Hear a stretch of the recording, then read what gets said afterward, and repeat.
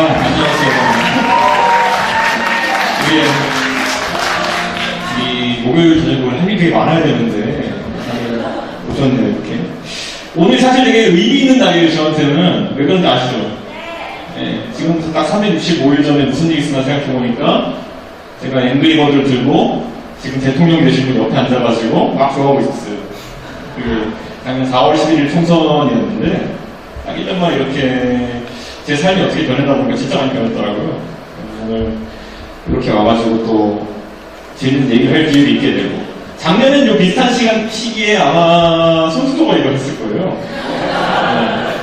그런데 그때 저는 스타트 강조하고 있었고 이제 제가 이거 하고 있고 이렇게 했는데 사실 언론에 작년 같은 경우에 제가 언론에 되게 많이 나갔잖아요. 매주 매일 막 이렇게 나가고 있는데 그거 하고 나가지고 2013년 돼가지고는 언론을 일부러 싹 끊었어요. 그래가지고 속된 말로 얘기하면 종편 진행자도라는 게 있었고 되게 얘기가 많아서 싹 끊었거든요. 그게 왜 그러냐 하니까 이제 방송도 이제 딱 그런 거 딱히 지루하고 이래가지고 삶에 한번 변화를 줘보자 해가지고 원래 그런 회사에 영향으로 들어오고 방송도 이제 정치 토론이나 이런 거는 좀 섭외가 거의 하루에 10통, 20통씩 오는데 무시하거든요, 이제. 근데 예능을 좀 해볼까? 이런 생각이 들어가지고 최근에 TVN에서 하는 지니어스 게임이라는 예능도 지원됐어요. 돈도 많이 줍니다. 참 좋아요. 종편은 하루 출연하면 얼마 주세요? 혹시 알고 계시는 게 있어요? 종편 한 번 출연하면 96,000원 줘요. 그러니까 10만원에 손톱 떼고. 한 번 출연 96,000원인데 요즘 올라서 이제 막 19만원 이렇게 주는데 그거 사실 그거 나가서 돈 버는 게 아니거든요. 근데 상업방송은 훨씬 나가면 재미가 있어요. 그리고 만나는 친구들도 맨날 뭐 저런 책 이런 아저씨들이 아니라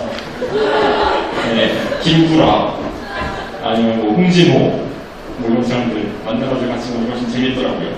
그래서 뭐 오늘 제가 여러분한테 짤막하게 강연을 하게 돼 있는데 15분짜리예요. 15분짜리.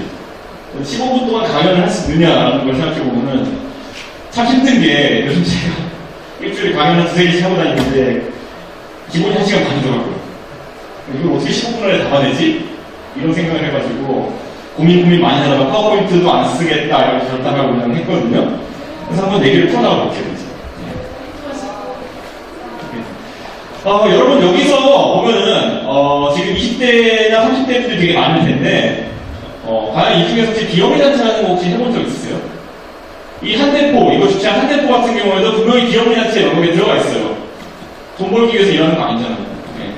이거 될 수가 있는지 모르겠지만. 그래서 비영리 단체 활동을 하면서 젊은 사람들이 얻을 수 있는 게 참 많다고 생각하는데 우리나라에서 비영리 단체라는 개념 자체가 그렇게 성숙되지 못했어요. 그래가지고 예를 들어 비영리 단체라고 하면은 흔히들 봉사단체를 착각하는 경우가 많다든지 그러니까 내가 뭔가 희생해야 되는 그러니까 선을 위해 가지고 내가 남을 위해서 뭔가 희생해서 내 거를 버리고 남을 좋게 하는 일인 것 같이 이렇게 착각하는 경우가 있는데 그게 아니라는 걸 좀 인식해야 될 필요가 있어요. 왜냐면 제가 20대 때 제가 다른 20대랑 다르게 살아오면서 지금 29살이 된 때인데 29살이 될 때까지 꽤 많은 다른 경험들을 해봤어요. 남들 같으면 이제 속된 말로 남자 같은 경우는 군대 갔다 와서 대학 졸업해서 이제 갓 취업할 나이에 회사도 이제 한 6년째 다니고 있고 그리고 봉사단체도 하나 만들어봤고 비대위도 한번 해봤고 정치도 한번 크게 한번 해봤고 그러니까 이런 것들 경험하기가 상당히 어려운데 그 중에서 제가 가장 으뜸가는 좋은 경험을 뽑으라 그러면 제 비영리단체 만든 거예요. 배움을 나눈 사람들이라는 우리 교육봉사단체 만든 거거든요. 이게 왜 그런가 생각해보니까 이게 모든 거에 근원이 있어요. 비영리단체에서 열심히 애들 중학생들 수학 가르치고 있으니까 갑자기 박근혜 의원이라는 사람이 찾아와가지고 정치 안 해볼래? 이런 얘기까지 하고 그래서 정치 한번 제대로 하고 오고 그러다 보니까 요즘 회사도 잘 되고 뭐 여러 가지로 모든 시발점이 있는데 그렇다면 20대에 그 경험을 왜 다른 사람들이 못하고 있나 이걸 생각해보게 돼요 항상. 그래서 한번 권장해보려고 이런 얘기를 하고 싶어요. 20대가 지금 취업이 안 되느니 뭐 이런 얘기 많지만 20대가 가장 안 되는 건 자기 발전을 위한 기회들이 제한되어 있다는 거예요. 그러니까 도전을 할 수 있는 기회들이 많이 제약되어 있다는 건데 그렇다면 이 도전을 할 수 있는 기회들을 어떻게 만들어 가야 될까? 왜 우리나라에서 지금 젊은 사람들이 도전이라는 걸 안 하는 걸까? 고민해봤는데 제가 딱 잘라서 얘기해 볼게요. 20대 예를 들어 20대나 30대 여러분이 어떤 도전을 해보고 싶을 때 그 도전을 할 수 있는 플랫폼이 마련되어 있느냐 어떤 영역에서 도전을 해야 되는데 예를 들어 여러분이 회사에 취업을 했다 쳐봐요. 아니면 여러분이 나중에 뭐 대학원생이 된다 쳐봐요. 이랬을 때 어떤 도전을 할 수 있겠어요? 우리 항상 신문에서 많이 접하죠. 회사에 딱히 시키지도 않았는데 열심히 일해가지고 도전해가지고 좋은 성과를 낸 경우에 회사에서 그만한 보상을 잘 해주나요? 아니죠. 보통 지적재산권 같은 경우로 해가지고 오히려 싸우거나 소송 걸리거나 퇴사시키거나 그래가지고 소송 많이 걸리고 이러죠. 뭐 직무상 발령에 대한 인정을 어떻게 하니 많이 이런 거 없고 도전해봤자 얻는 게 별로 없는 거예요. 그걸 그냥 원리를 받으려고 하면은 찍히기는 하고 만약에 여러분이 대학원생이 돼가지고 대학원에서 열심히 남들 시키지도 않은 연구를 하는지 해봐요. 그 공은 누가 가져갈까요? 교수님이 가져가죠. 그런데 거꾸로 한번 뒤집어 볼게요. 여러분이 어떤 과오를 저질렀을 때 그 과정 속에서 회사에서 과오를 남이 안 시키게 했다 과오 저지르면 누가 처벌받을까요? 누가 손해를 볼까요? 내 자신이 손해볼 거 아니에요. 인사상의 불이익이나 아니면 회사에 퇴사당할 수도 있고 금전적인 불이익을 얻을 수도 있고 만약에 여러분이 대학원에서 남이 안 시킨 연구 내가 찾아가지고 교수님이 시킨 거라고 내가 진짜 짬을 내가 도전했을 때 얻는 게 뭐가 있을까요? 실패했을 때? 없어요. 책임은 여러분이 져야죠. 연차 초과로서. 그러니까 이런 차원에서 과연 어떤 젊은 사람들이 도전할 수 있겠다는 거죠. 그러면 젊은 사람들이 어떤 회사나 인턴이나 아니면 뭐 그런 그 대학원생 같은 이런 신분에 놓이지 않고 만약에 비영리단체라는 그런 곳에서 활동하게 되면 그 제약에서 굉장히 자유로워집니다. 그래서 예를 들어 비영리단체에서 제가 운영하는 대우를 나눈 사람들이라는 단체가 있는데 그 단체의 으뜸나는 모토가 뭐냐면은 실패는 배나사가 가져가고 성공은 여러분이 가져갑니다. 당연한 얘기죠. 비영리단체가 와가지고 저희 단체는 교육봉사단체고 애들 가르치는 단체인데 애들 그렇게 못 가르쳤다 해가지고 크게 뭐 그렇게 뭐 자기가 타격 입진 않아요. 근데 성공했을 때 나의 애들 열심히 가르쳐가지고 실력을 향상시키고 쌓았을 때 그 보람이라는 것, 자신감이라는 거는 절대 다른 사람이 박탈해갈 수 없는 것이에요.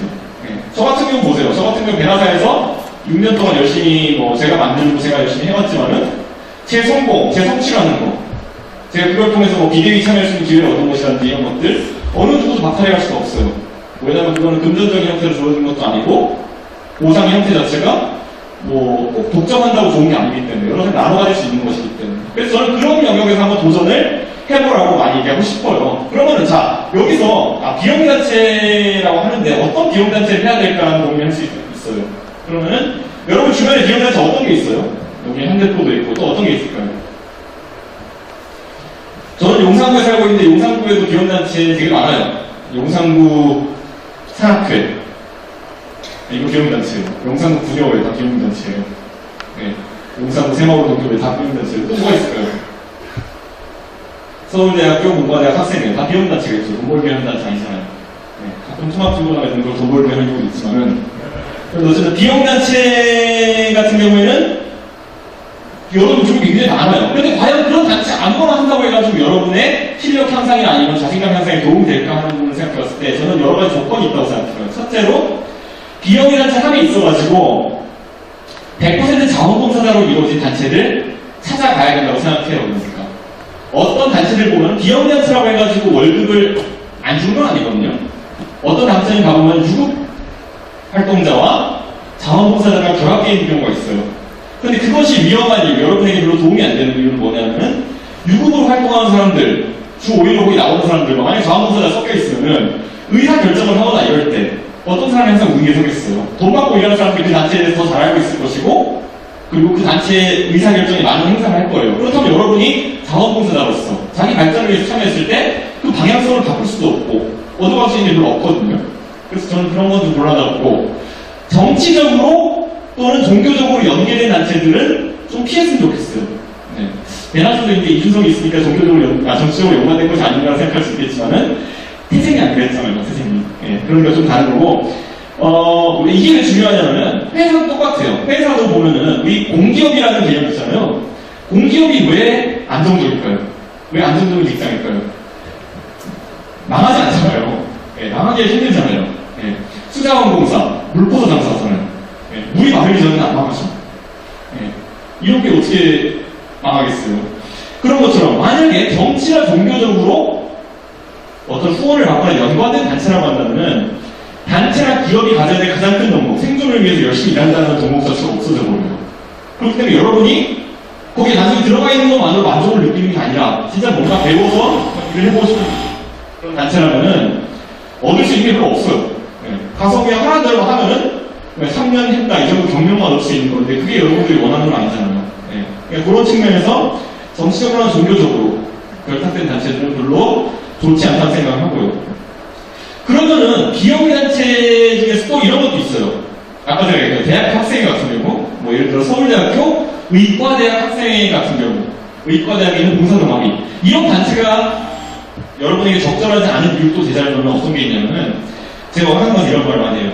단체 중에 관계가 아니라 목적으로 뭉친 단체들을 찾아야 된다는 거예요. 이 말이 무슨 말인지 이해가 가실 거예요, 이제.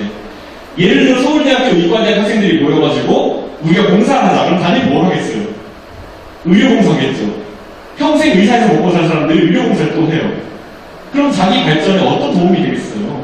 자기가 어떤 일을 배울 수 있겠으며 어떤 새로운 사람들을 만나면 어떤 새로운 아이디어들을 창조해낼 수 있겠어요. 그러니까 그런 것보다는 목적을 중심으로 뭉친 단체를 찾아야 되는데 우리나라는 대부분이 관계로 뭉친 단체들이에요. 네. 그럼 관계로 뭉친 단체들 사이에서는 배울 수 있는 게 거의 없다는 거죠. 네. 그래서 그런 부분을 탈피해 나갔을 때 최대한 다양한 사람들과 뭉칠 수 있는 환경을 찾아 들어갔을 때 자기 발전이 좀 많은 것 같아요. 베라산을 그래가지고 제가 배우를 한 사람들 단체 만들면서 처음에는 서울과학고등학교 동문들이 하는 단체로 시작했었어요. 근데 딱 1년 차에 그 한계를 인식하고 인재를 선착순으로 바꿨어요. 이거 뽑는 것 자체를. 베라산 선착순으로 들어오게 되고 학력 기준도 설정했거든요.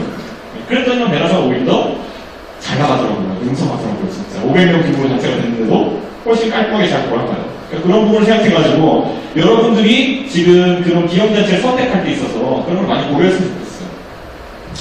그리고 비영리단체라는 것이 여러분이 생각하기에 비영리단체 해봤자 그게 뭐 큰 경력으로 인정되겠어? 그게 뭐 해서 뭐 대단한 일이 이룰 수 있겠어요? 이렇게 생각하겠지만은 제가 했던 베라사를 생각해보면은 저희가 이제 5년, 6년째인데 이제 그러면 한 450명 정도의 선생님이 동시에 활동하고 한 400명 정도의 학생을 가르쳐요.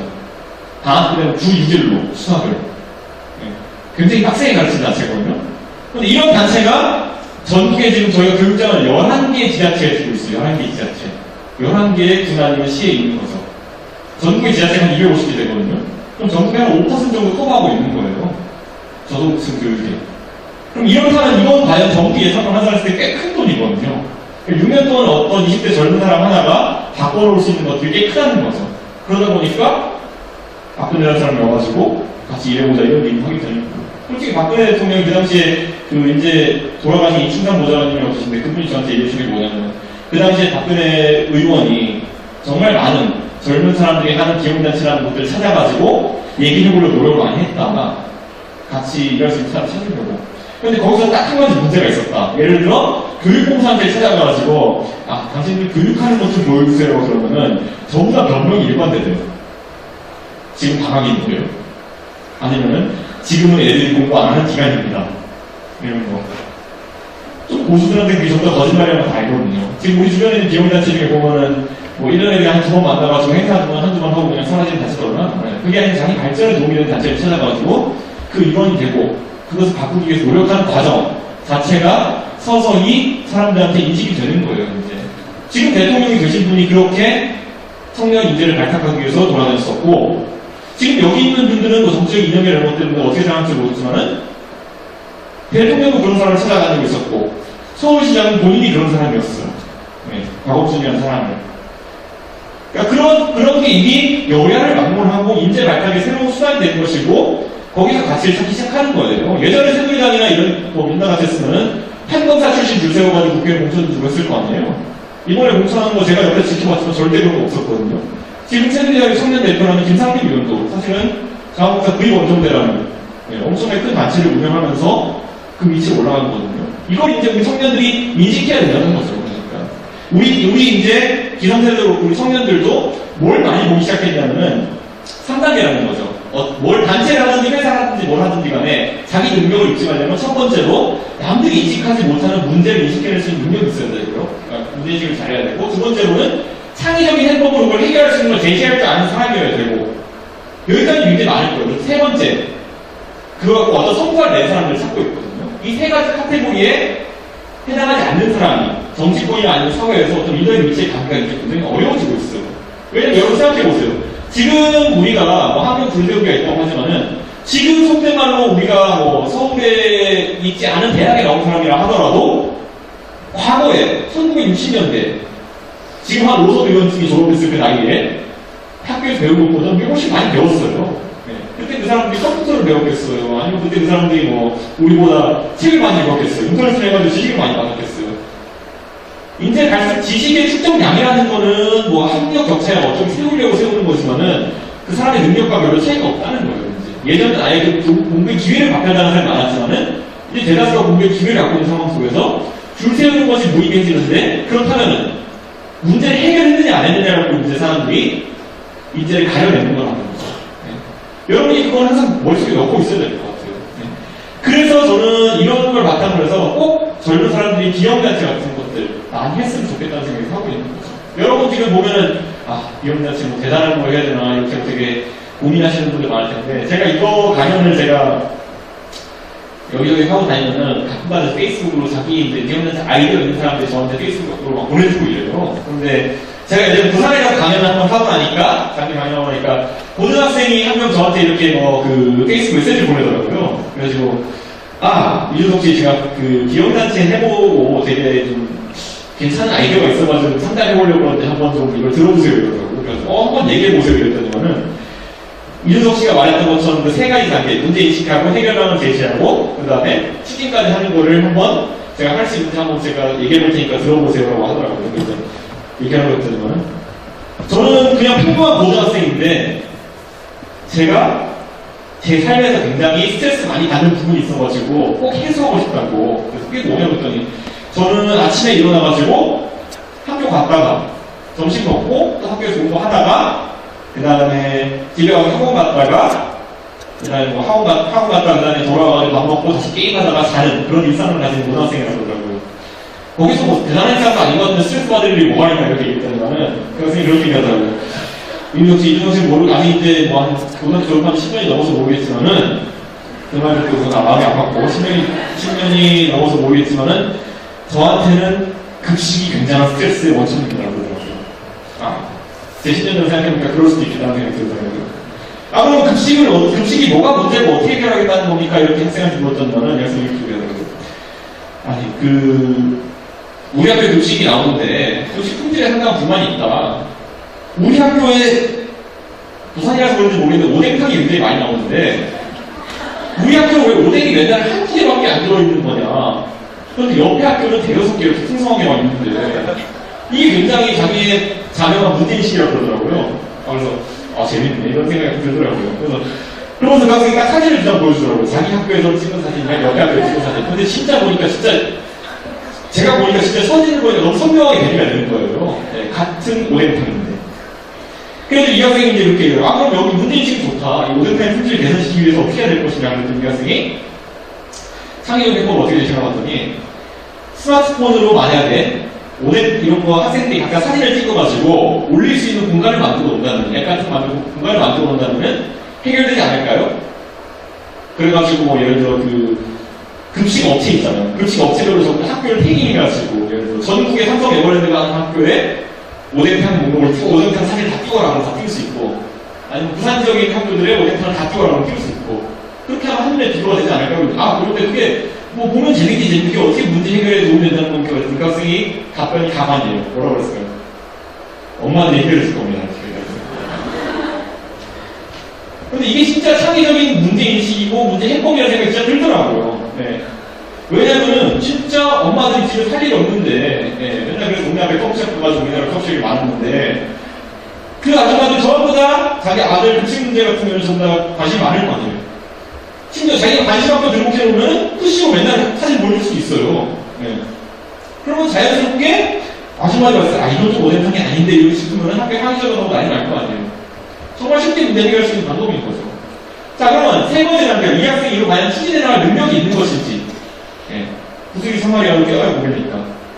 그래서 한번 과정을 잘 시켜서, 좋다. 네가 만약에 이거를 가서 잘 엮어가지고, 팀을 잘 엮어오면은 내가 그 프로그래머니까 앱 개발까지는 어떻게 해보겠다. 내가 만들어주겠다. 그렇게 얘기했어요. 그랬더니 이 학생이 부산에 자기 이제 그 지역에 있는 그 고등학생들, 그 학생들을 한 3명 부른 거예요. 우리 이거 같이 이제 해보자 이렇게 했는데 그랬더니 그 학생이 그 회의를 하는데 되게 그 학생들한테 부정적인 학생들이 있다 그러더라고요. 그래가지고 뭐 예를 들어 이런 거.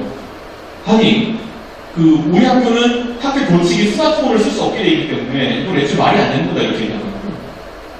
그런데 이 학생이 대단한 학생이 거기다 대고 뭐라 그러냐면 야 그런 건 걱정거리도 안 돼. 그냥 학부모한테 조금 얘기해가지고 일회용 카메라를 다 후원받은 대상을 이렇게 하더라고요. 어떤 정신나간 학교가 일회용 카메라를 쓰지 못한다는 교칙이 있어요 이렇게 하더라고요.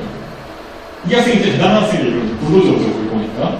그래가지고 그렇게 얘기하더니만은 나중에 그래가지고 말도 해봤는데 하기로 했는데 또 그렇게 하다 보니까 선생님들이랑 이런 대화를 하게 됐대요. 자기 학교에서. 네, 매번 사진을 찍고 이러고 있으니까 선생님이 일어나기 싶어가지고 얘기해보더니만 좋으면 선생님이 마침 또 그 사회적으로 좀 액티브하신 그 참교육을 하고 싶어 하신 선생님이 있어요.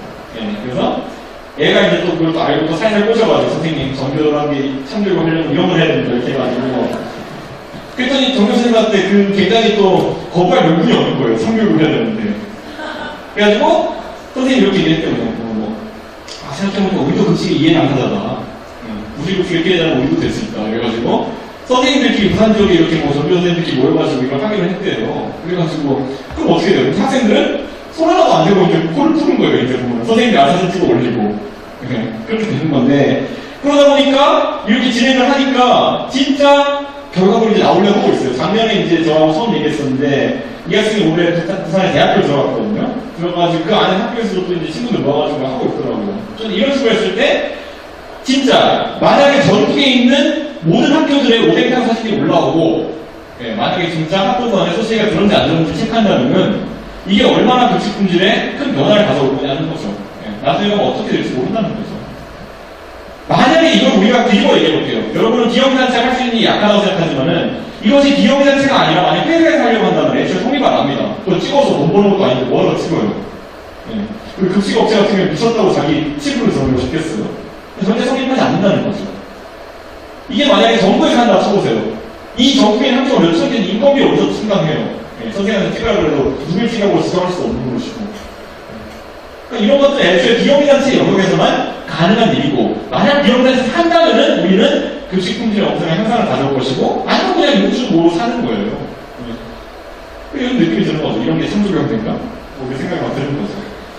이게 제일 창조경제에 가까운 얘기인 것 같아요. 들어본 것 중에.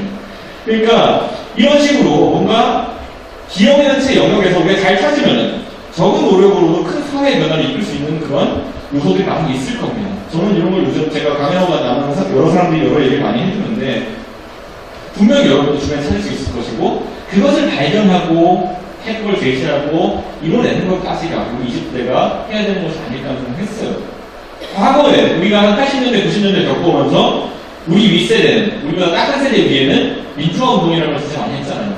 그 민주화 운동이라는 걸 통해 가지고 하나의 정치 세력이 형성되었고 하나의 사회 주도 세력이 이루어졌던 거잖아요. 근데 그 사람들이 아직까지도 30년이 지난 뒤 민주화 운동 이후에 태어난 사람들이 아직 이렇게 많은데도 그 민주화 운동이라는 테마 하나만을 가지고 사회에 대한 책임을 다했다고 이렇게 주장한다는 것이 얼마나 무의미한지가 지난 두 번의 선거가 증명해 준 거잖아요. 그 라이브 프레임에 갇히는 순간 우리의 발전은 더 이상 없다는 거. 그러면서 우리 젊은 세대도 이제 지금 보면은 뭐 여기 온 사람들 정치에 관심 있는 사람도 있고 정치에 관심 없는 사람도 있을 텐데 그 트렌드가 원칙 읽어야 될 것 같습니다. 그러면은 지난번 비대위 박근혜 위원장이 새로운 문제를 선발하는 방식이나 아니면 야권에서도 주목받는 박원순 시장이 잘 등장했던 방식이나 앞으로는 향후 20년간은 비영리단체라는 것이 어쩔 수 없이 이거는 숙명인 것 같은 게 과거에 저희 아버지 때만 하더라도 월요일부터 토요일까지 일하시고 그 다음에 일요일날 저 성당 갔다 오고 그냥 일주일 날아갔거든요. 근데 이제 우리 노동 여건도 어느 정도 나아지고 이러면서 더 이상 그리고 교육도 더 많이 받는 계층들이 많이 늘어나면서 더 이상 우리 삶을 회사와 종교라는 두 가지만으로 우리 욕구를 다 발산할 수가 없는 세상이 오고 있다는 거죠. 그러다 보니까 그 세 번째 욕구가 어디로 발산되느냐에 따라가지고 사회가 또는 개인이 많이 발전할 수 없느냐고 가려지는데 최근에는 좀 이상했죠. 2007년, 2012년을 보면은 그 욕구를 발산시키기 위해 가지고 젊은 층을 정치에 끌어들이는 시도가 굉장히 많았어요. 그래가지고 그러면 뭐 촛불 시위로 시작해가지고 아니면 뭐 낙공수 이런 거 해가지고 낙공수 방송만 들으면 자기가 정치를 되게 잘하는 것 같고 이런 그 약간 착각을 불러일으키면서 그게 그 버블이즘까지 이어져 왔는데 그 버블이 저는 부정적이라고 보는 것이 아니라 그 버블을 넘어서가지고 거기가 확인된, 그러니까 사회 면역의 욕구라는 거를 진지하게 실현할 사람들이 많냐, 이게 바로 우리가 젊은 세대가 앞으로 주목받을 수 있냐 없느냐를 다루는 그게 될 것 같아요.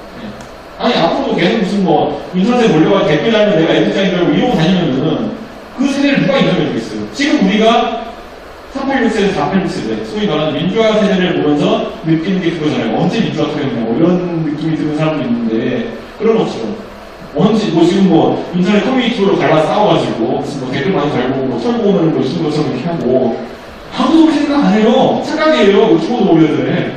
그러니까, 얼마나 많은 사회 변형을 이루었냐. 이걸 통해가지고 아마 청년들이 사회의 줄로 올라설 수 있냐, 아니면 계속 불평불만 세력으로 인식되느냐, 그 차이가 완전히 갈라질 것 같습니다. 그래가지고 저는 그 젊은 세대가 지금 아무래도 비영리단체 활동이라는 거 하는 데 있어서 장애물들이 이제 많을 거예요. 그러니까 소스도 별로고, 실패했을 때 부담감이라는 거. 실패했을 때 부담감은 좀 잊으라고 얘기하고 싶어요. 왜냐하면 실패도 그다지 시간 빼고는 별로 이름이 없어요. 그 시간이 대단하다고 생각했지만, 여러분이 딴 거 준비할 시간에 그거 한번 해보는 게 훨씬 더 나을 것 같은 게, 저희가 청소년 대선 때 스페타파 취업이라는 걸 이렇게 준비했었는데, 그게 사실 구호를 맞춰봤는데 안에 내용이 준비된 게 하나도 없어요. 예. 그게 왜 그럴까요? 왜냐면 실제로 이미 기업에서는 별로 신경 안 쓰거든요, 그 스펙이라는 걸 별로. 그러니까 거꾸로 얘기해서 저희 회사에 사람 뽑을 때 토익 900 좀 필요하냐고 그러면 안 내요, 전혀. 저희 안 받아요. 예. 그리고 저희가 정책 만든답시고 대기업 인사 만난다 이런 사람들 불러가기로 했었는데, 당신 중에 혹시 토익 900점 이상 돼야 직원들이 지원할 수 있다고 이렇게 내건 회사에 있냐고 하니까 없는데요, 이렇게 얘기하더라고요. 그러니까 뭘 탑할 게 없어요. 네, 이미 그런 상황에서 다들 불안하니까 가장 쉬운 거만 찾아가고 있는 거예요, 보면은. 네.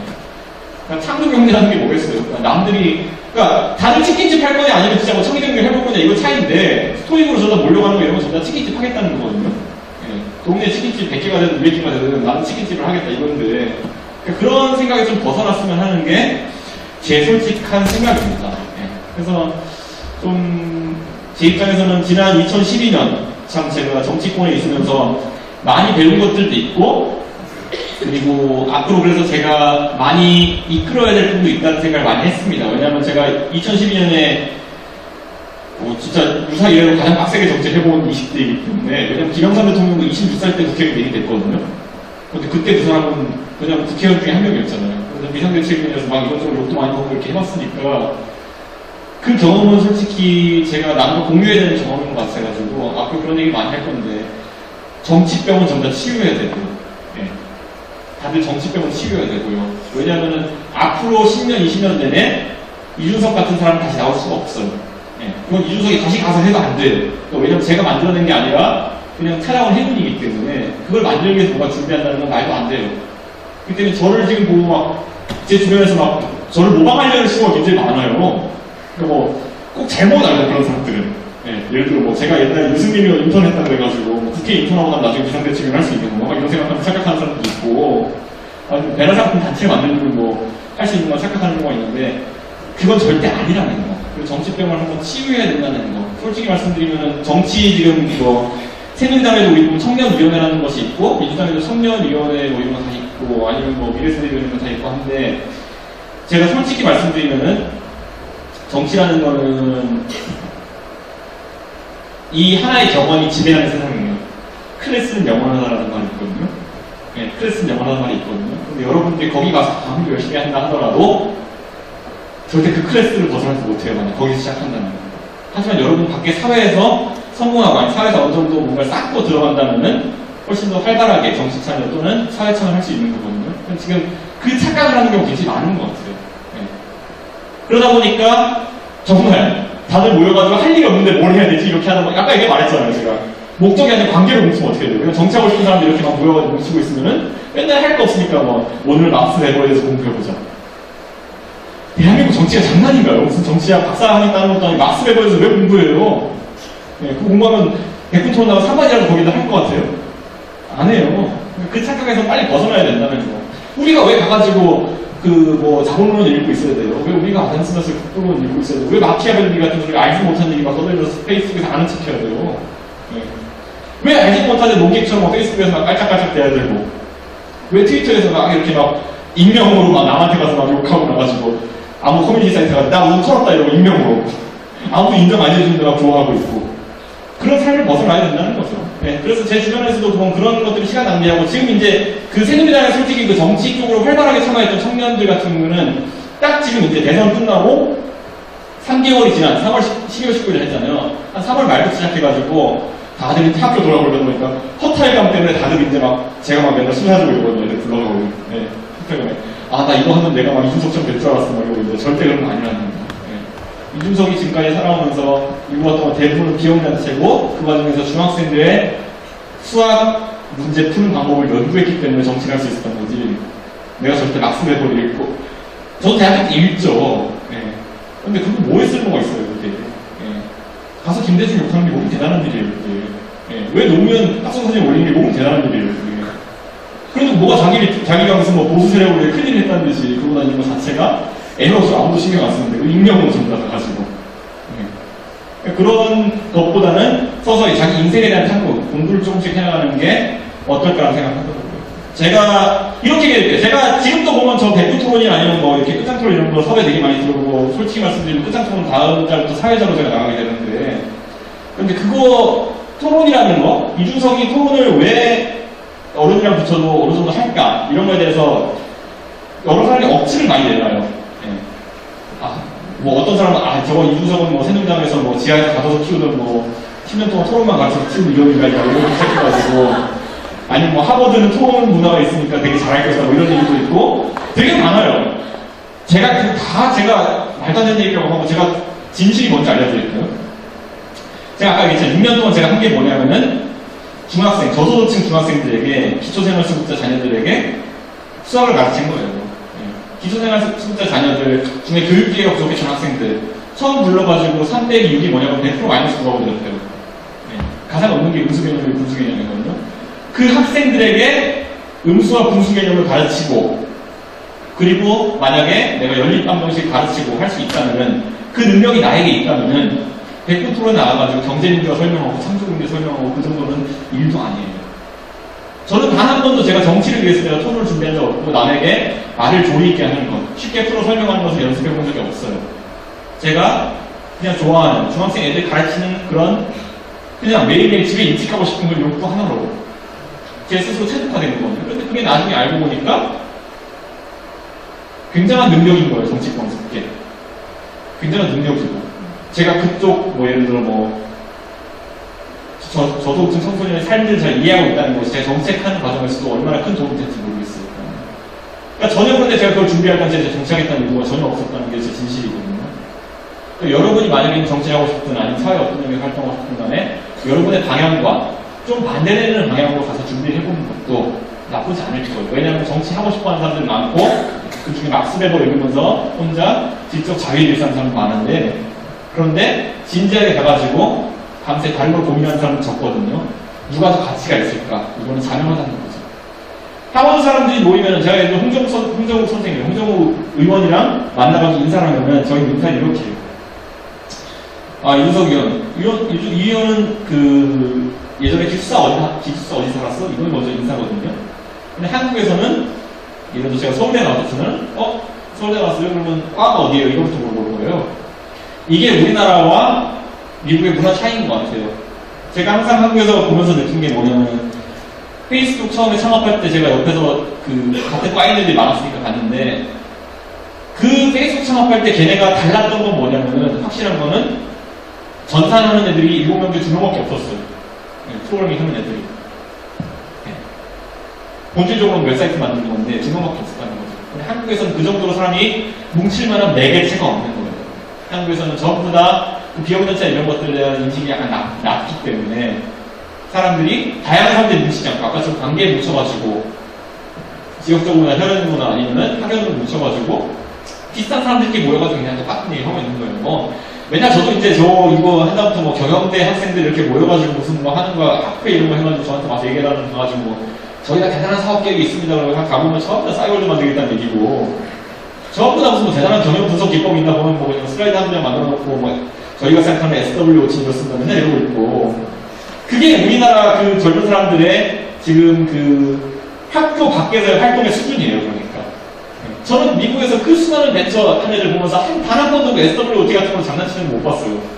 SWOT는 그냥 머릿속에 담고 있는 거지, 그럼 왜 남한테 설명을 해요, 그거를. 그리고 대단한 거라고. 근데 결국에 나와 할 줄 아는 그거밖에 없잖아요, 한국에서.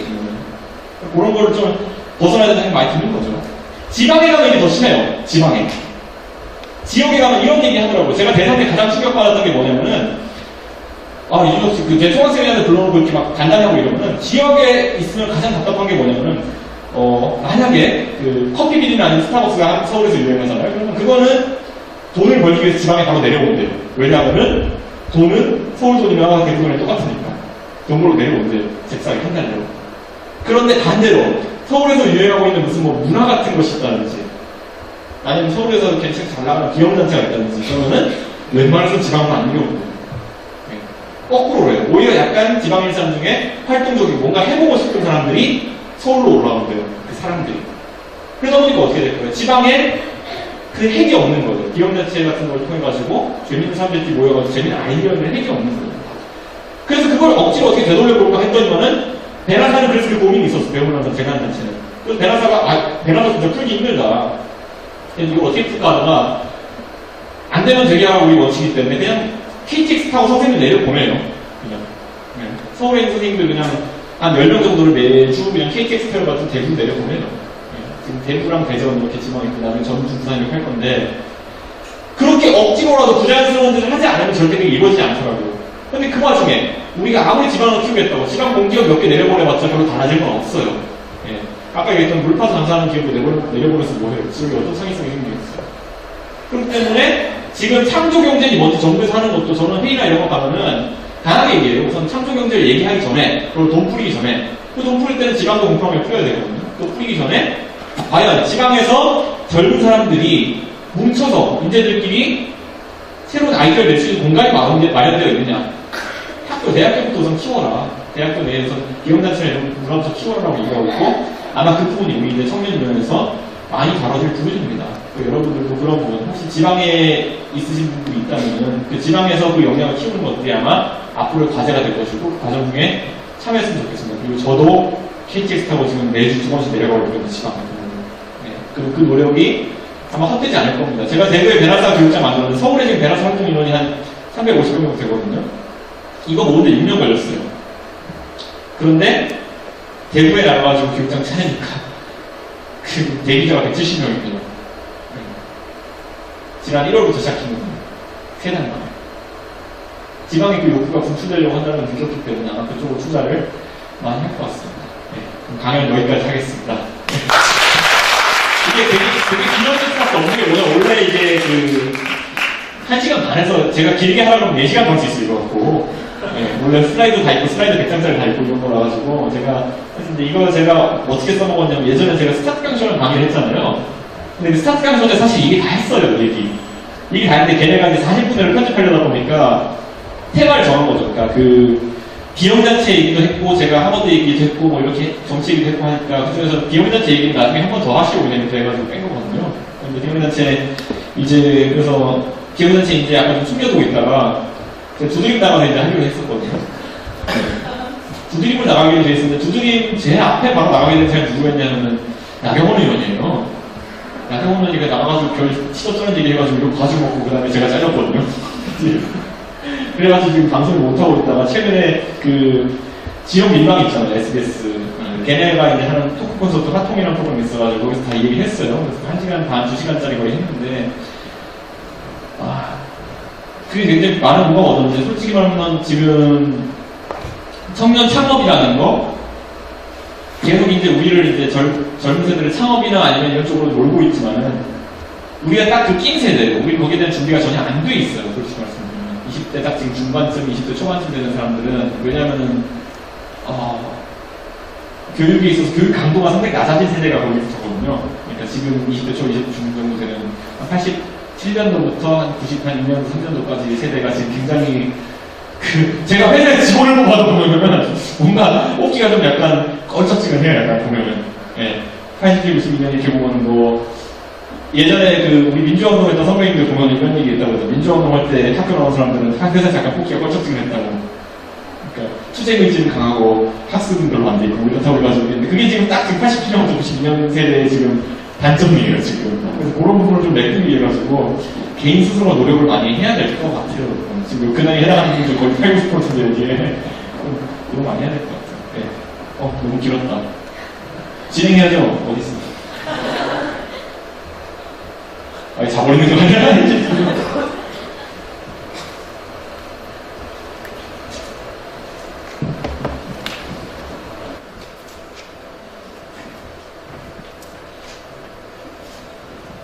근데 아까 그 오뎅탕에는 진짜 재밌잖아요? 네. 아, 진짜, 그거를 그래서 제일 웃겼던 게 뭐냐면, 오뎅탕 얘기를 듣고 내가 그 새누리당의 그, 이제 최고위원회가 있잖아요?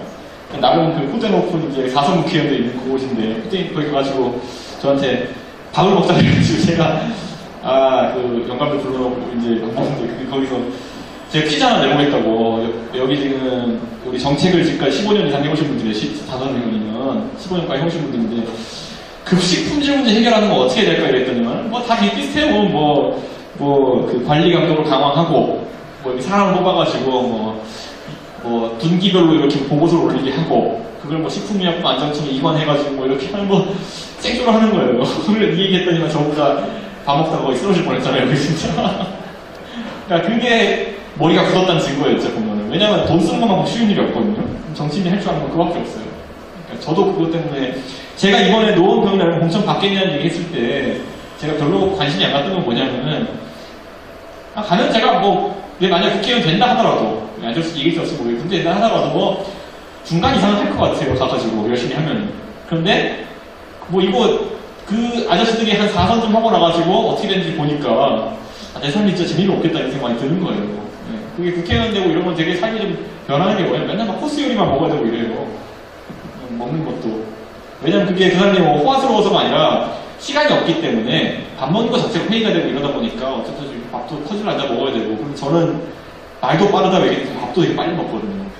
제가 어디 가가지고 막 둘이 앉아서 커피숍에 가서 커피 마시면은 남이 한 잔 마실 때 3잔 마셔요. 리필 받아가지고.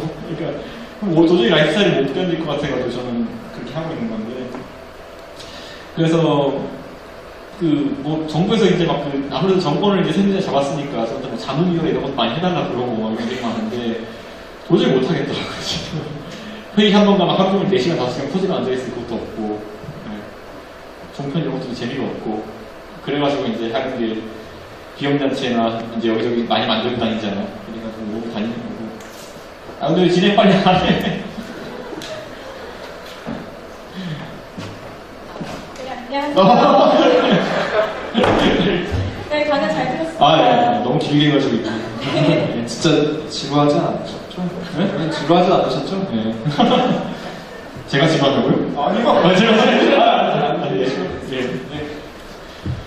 여러분 강연 잘 들으셨어요? 네. 굉장히 유익한 시간이었죠. 안 들었잖아요. 안 들었잖아요. 저 밖에서 다 듣고 있었어요. 여러분들 강연에 대해서 추가 질문 혹시 있으시면 아까 앞서 얘기해드렸던 페이스북 한번 이용해주세요. 검색창에 토크콘센트 여행이라고 치시면 저희 페이스북입니다. 많은 참여 부탁드립니다. 제 페이스북에 나중에 딴 거 질문 있으면 올리셔도 되거든요. 근데 제가 계정이 하나가 좀 오염된 계정이 있어가지고 세컨 계정을 팠거든요. 나오는 계정 중에 사람 수가 적은 게 세컨이니까 그쪽으로 와서 질문하시면 네, 성공했습니다. 네. 윤석 씨 요즘에 굉장히 좀 바쁘시다는데 어떻게 지내고 계시는지 잘 지내시나요? 이제 일배하는 사람들 이런 사람들이라 윤석 요즘 뭐하고 사냐 이렇게 하고 이제 일배 조롱하고 살겠지만은 적어도 대다수 일배층들보다 열심히 살고 있죠. 네. 여기도 있지 않아요? 더 잘 살고 있죠. 아니 왜냐면 그게 이제 보면 뭐냐면은 아까 얘기 정치 토론이나 이런 것들 심심하면 나가는 거고, 예를 들어 신동호 아나운서 야 너 오늘 네가 무조건 메꿔야겠다 이러는데 나가는 거고, 아니면 다 벗으라고 있거든요. 종편 이런 거는 종편이 그게 아까 얘기했듯이 10만 원밖에 안 줘요. 20만 원. 제가 회사에서 버는 게 낫지 왜 그러고 있어요. 그러고 사는 거지. 잘 살고 있습니다. 요즘에 방송도 준비를 하신다고 들었거든요. TVN에서 예능을 하겠냐고 했는데 다른 건 하나도 없고 홍진호 씨랑 하라 그래가지고 제가 홍진호 씨는 또 이렇게 또 팬이었기 때문에 그래가지고 또 나가게 됐고 방송 진행도 몇 개 하고 있고 진짜 바쁘세요. 눈코 뜰 수 없이. 지금 이거 끝나고 또 어디 가시나요? 오늘 이제 그 4월 11일 승전 기념일이니까 승전 기념일이시네요. 우리 내부적으로 승전 기념일이라고 그러는데 그래서 그거 행사들이 있는데 또 이제 선수조와 모임을 주최하고 있어 딱히 가고 싶은 생각은 없어지만 저희가 얘기 안 했는데 솔직히 열심히 아까 뭐 밖에서 저 들었거든요. 네. 그 베나사 얘기 진짜 많이 하시는데 네. 그 베나사 배움을 나누는 사람들이잖아요. 네. 그 나눔자가 들어갔다는 거는 제가 알기로는 그 재능 기부의 하나라고 생각이 들거든요. 아니요 그냥 그 사람들이 모여가지고 자기 만족을 허세에 부리는 단체예요. 그러니까 그거를 잘 이해해야 되는 게 우리나라에서 허세라는 게 굉장히 좀 나쁘게 인식되고 있는 것 같은데 뭐 젊은 사람들이 가질 수 있는 게 허세밖에 없는데 그거 좀 부려도 괜찮지 그리고 뭐 교육 효과가 있는 건 사실이긴 한데 사실은 그런 목적이 더 큽니다.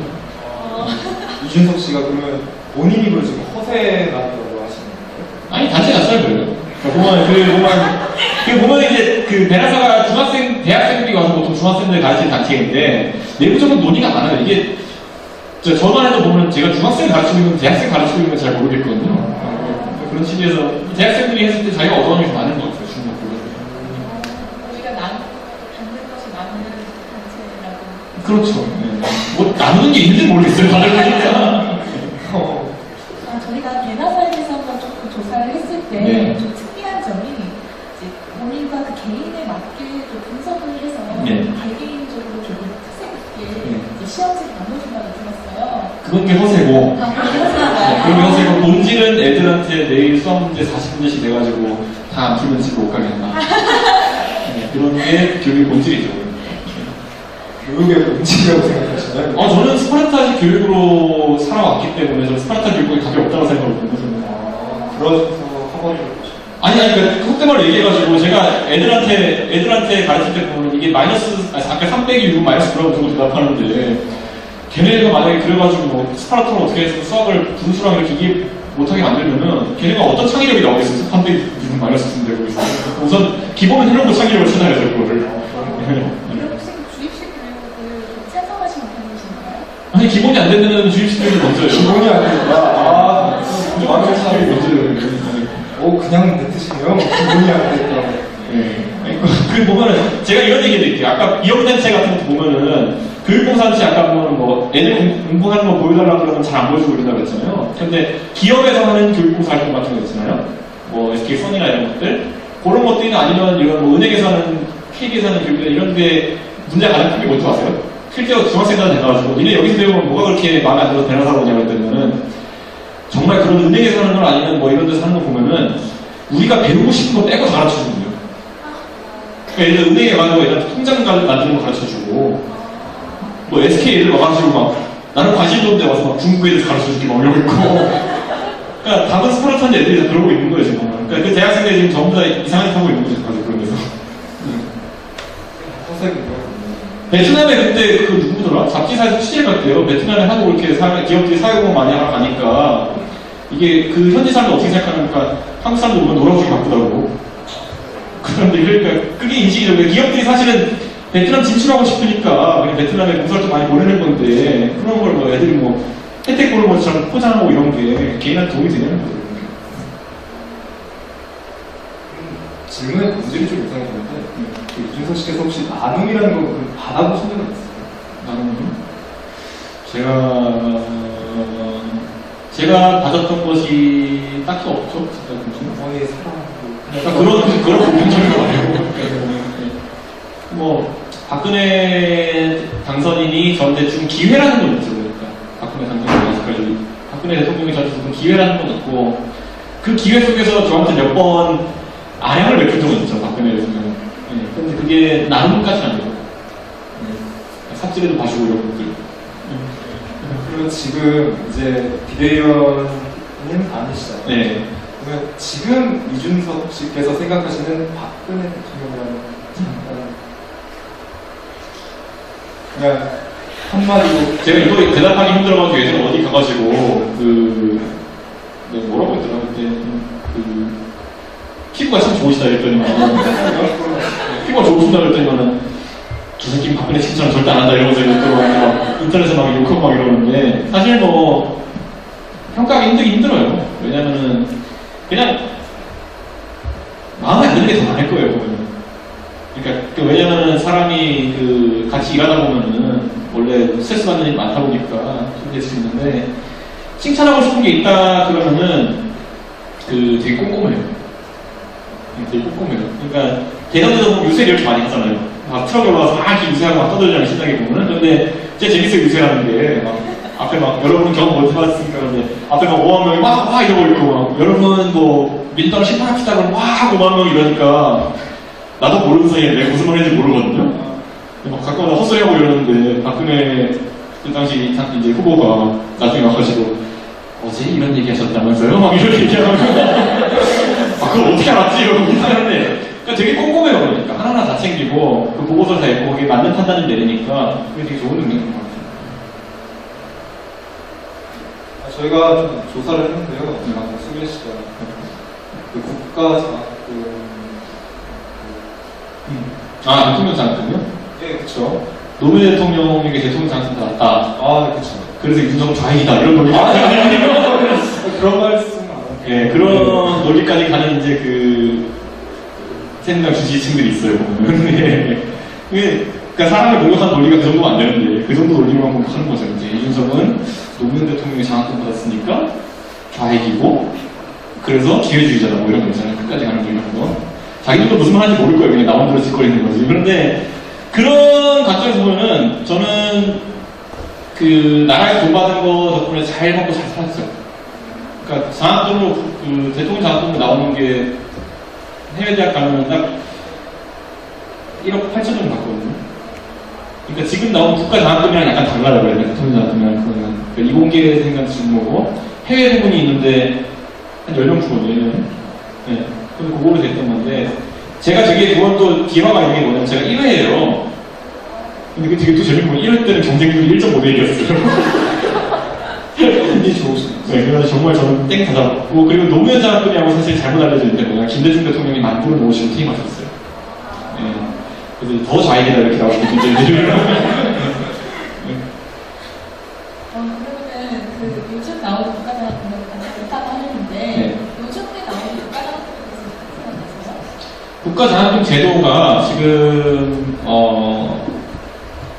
잘못되어 있는 부분들이 많은 게 뭐냐면은 지금 그 부실대학 정리라는 게 원래 국가장학금 1유형이랑 2유형이라는 걸 나눠가지고 2유형으로 이제 돈 줄로 사람 이제 그 학교를 이제 속된 말로 옥조해가지고 자구 노력을 하게 만드는 건데 사실 우리나라가 대학 구조에서 갖고 있는 게 뭐냐면은 자구 노력을 더 해도 별로 안 줄어들 거예요, 그게. 그러니까 우리가 지금 정치적인 구호 아래서 대학교를 더 쪼자라는 얘기를 이제 막 하고 있는 거지만은 실질적으로 그 교수 임금이나 이런 거 봤을 때 우리나라가 그렇게 교수 대우가 좋은 것도 아니고 그 다음에 학교에 대한 투자가 그렇게 많은 것도 아니에요. 그리고 등록금이 전용되는 게 뭐 사람들 꼭 자극적인 거 찾아가지고 무슨 뭐 1,000억을 투자해서 500원 날린 케이스 이런 거 갖고 하지만은 하버드는 기금 만들어가지고 23조 투자해가지고 8조씩 날리고 이래요. 그게 투자의 과정인데 그런 걸 갖고 무슨 뭐 부적절한 투자를 해가지고 무슨 뭐 날렸으니 그게 왜 학생 책임되냐 이러는데 뭐 합리적인 투자를 해가지고 얻은 건 왜 학생이 가져가야 돼요. 그러니까 그런 논리가 말이 안 되는 거기 때문에 정치 논리에서 좀 벗어나야 될 필요가 있어요. 등록금이라는 게 지금 그 사실 저는 오히려 그 국가 장학금보다는 그 든든 학자금이라고 하잖아요. 그 취업부 상환제도 이거에도 관심이 많아가지고 관심이 많았었는데 저 같은 경우는 지금 취업부 상환제 같은 경우는 이자율이 지금 한 1%까지 떨어졌거든요. 네. 은행이 저보다 낮아요. 그러니까 빌려서 은행이 너무 돈 벌어요. 그러니까 그런 수준인데 사람들이 잘 모르고 있다는 거 그런 것들 좀 생각해봐야 되겠고 뭐 우리나라 등록금은 지금 아무리 풀어막으려고 해도 지금의 거의 한 2배 수준으로까지 상승할 거라고 지금 보고 있어요. 정치권에서는. 그러니까 한 2천만 원대까지 상승할 수도 있다는 생각하고 있거든요. 그러니까 그런 것들은 언제까지 돈을 막을 수 없는 노릇이니까 인식을 바꿔야 되는 거죠. 그러니까. 꼭 대학 가야 될 사람만 대학 간다든지 아니면 진짜 말하는 대로 고졸이 취업하거나 아니면 그거 하는데 제한을 많이 없앤다든지. 그래서 이번에 제가 있을 때 대선 공약에 넣었던 게 뭐냐면은 학력과 경력을 동시에 보게 하는 거. 고졸 플러스 4년 취업이면 대학 대졸이랑 같이 인정하게 하는 거 이런 거를 많이 넣었었거든요. 근데 그런 것들 잘 생각해봐야 됩니다. 네, 알겠습니다. 이거 대단히 길어지네. 자꾸 길어지네요. 한 문제로 해도 너무 딱딱해서 그냥 잠깐 쉬어가는 걸로. 그 20대라는 게 여러분들도 다 아시겠지만 이제 대학생의 꽃은 뭐죠? 그죠? 연애죠. 이건 또 안 물어볼 수가 없잖아요. 그죠? 그 이준석 씨에게 연애가 뭐냐면 연애 그냥 말을 그냥 해주시죠. 제가 그냥 되게 재밌는 게 뭐냐면은 연애 뭐 저는 남들보다는 많이 했죠. 남들보다 많이 했죠. 네, 참 그것도 허세인가요? 그러면? 남들보다 많이 했는데, 그러니까 제가 예전에 2004년도에 그 한국에 들어올 때마다 그 인턴이라는 걸 했었는데 국회 인턴을 했어요. 근데 이제 사람들 거기에 대해서 많은 억측을 해요. 아, 이준석은 국회 인턴을 해서 뭐 유승민도 이런 식으로 이렇게 마지막에 키워드리고 얘기하는데 거꾸로예요. 제가 그때 올 때마다 여의도에서 인턴 했던 건 뭐냐면은 그 국회의원 딱 한 말 했어요. 여의도에서 뭐냐면 제 그 당시 여자친구가 장산호에 살았어요. 그래서 가장 가까운 인턴 자리가 대학교 1학년짜리가 갈 수 있는 데가 어디일까 찾았더니만은 국회에서 번역하는 자리가 있다고 간 거거든요. 근데 거기에 대해서 이제 또 억측하는 사람 뭐 새누리당에 10년 동안 키워왔다고 이렇게 얘기했죠. 사실은 되게 여러분은 정치 현상이나 이런 것들을 복잡하게 이해하려고 하시면은 실제로는 별거 아니에요, 보면. 예. 지금 보면 막 그 논객이 하는 사람들이 작아가지고 엄청난 음모가 되게 숨어있다 이런 거 하잖아요. 근데 사실은 나중에 알고 보면 그냥 한 거예요. 뭐 문재인 찬송 하나 왜 올려야 그러면은 그냥 올린 거예요, 재밌어가지고. 뭐 무슨 뭐 조직적으로 문재인을 의미하기 위한 새누리당 지도부의 무슨 지시사항이다 이런 거 말도 안 되는 거고요. 그러니까 그게 여러분이 정치인들을 이길 수 없는 거예요. 그 사람들은 알고 있어요. 그냥 다 돌발 상황인데 여러분들은 계속 해석하려고 해요. 네.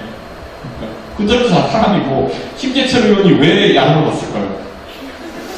그냥 보다 걸린 거예요. 그게 뭐 대단한 게 아니에요. 무슨 뭐. 그 사람이 뭐 좀 악한 심정이 있어서 그랬던 것도 아니고 제가 지금까지 봤던 국회의원 중에 제일 근엄한 분이 그분이에요. 심재철 의원님이. 예. 평소에 보면 진짜 이런 훈장 선생 같은 분이 있을까 싶은 분인데 그냥 재수없게 걸린 거예요. 딴 거 없어요. 똥을 갔다 오고 야사를 봤죠. 야사.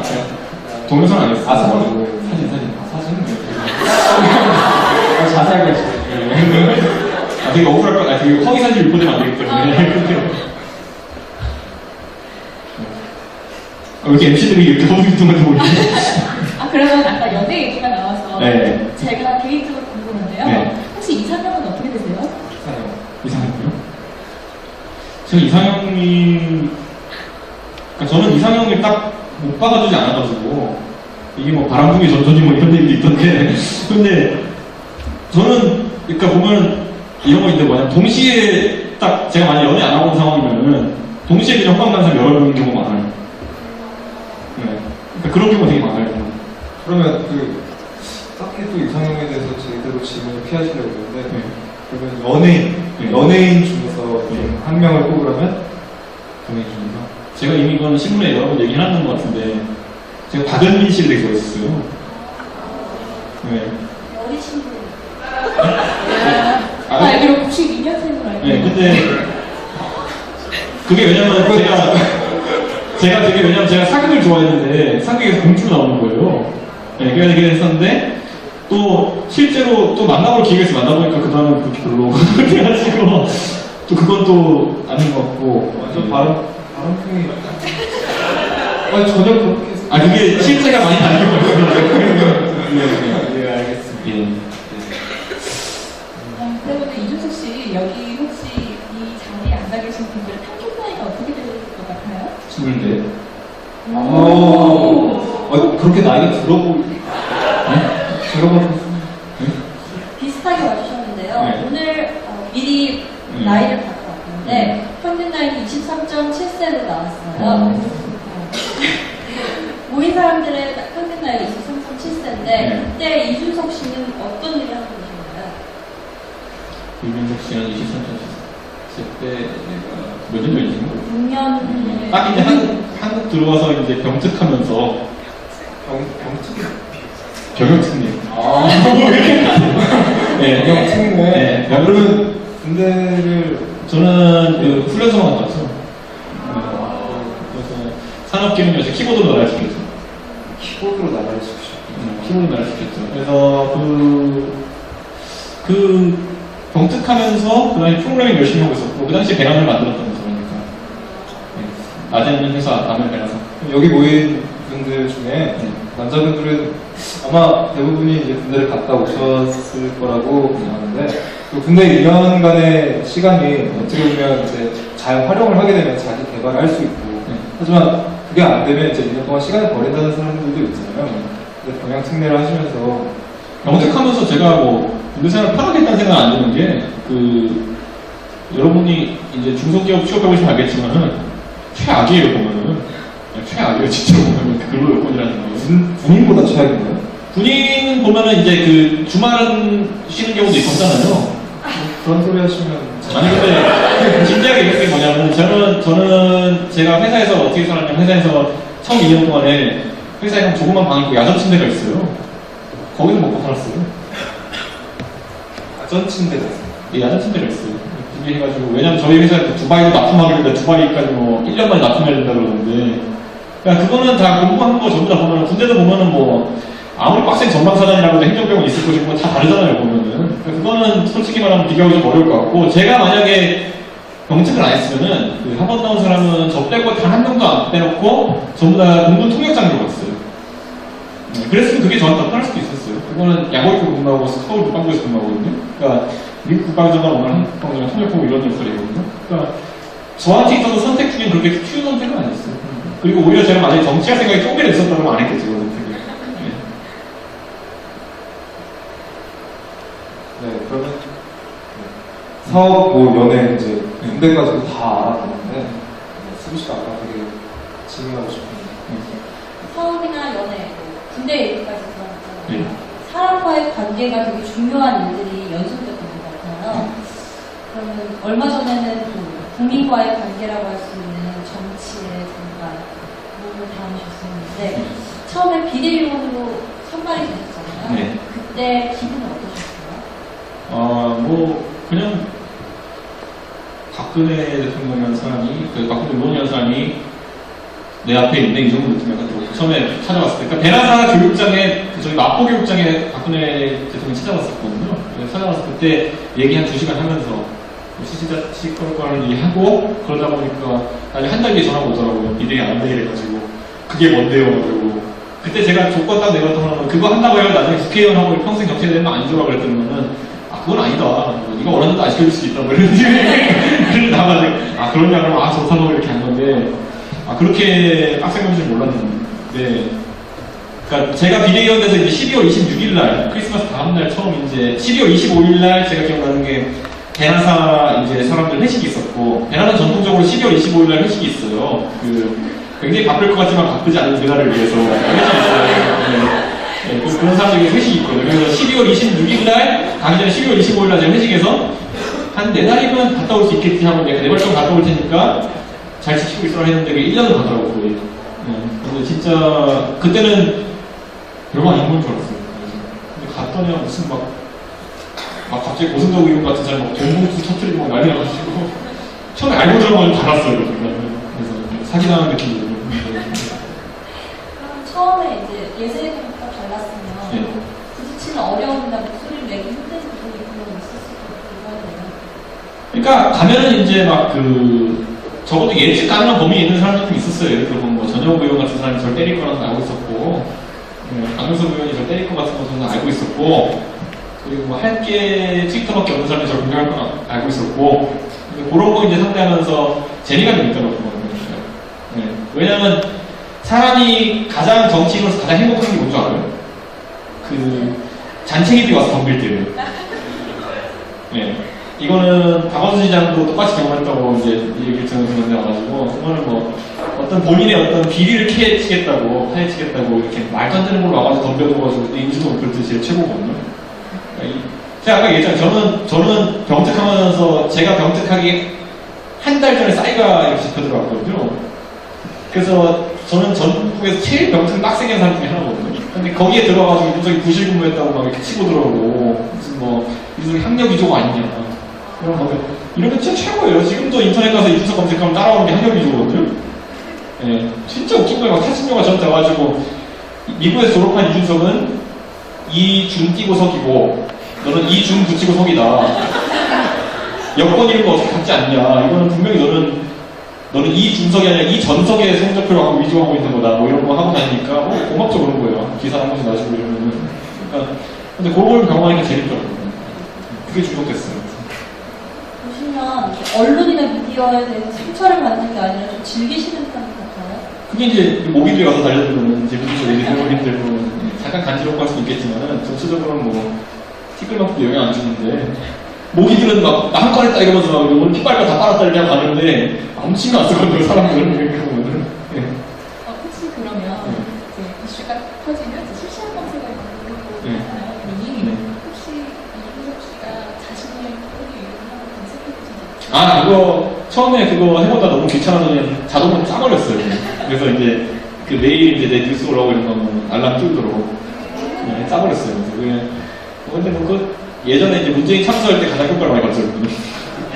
와 기사 그렇게 많이 하는 거 처음 봤네.